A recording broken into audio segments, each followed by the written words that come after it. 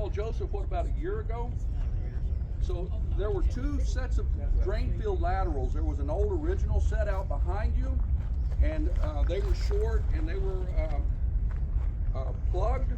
And in around 1990, they installed 3 more longer laterals out here. Well, they were plugged, so the drain field was in failure. The home was backing up into the home. So they installed, Robert and Joseph and his dad installed this product in it, and it's been running about a year nonstop. And that's the kind of water we're producing. Wow. Crystal clear, right? To push it out into the drain field, it recovers the drain field, gets rid of the biomat.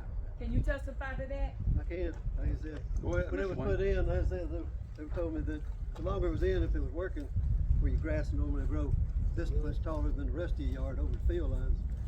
By the end of last summer, you couldn't tell where the field lines were. Like I said, it cleaned them out that well. You know that. I said we've had no problem since then. I mean, since we put it in, we've had no problem with anything backing up.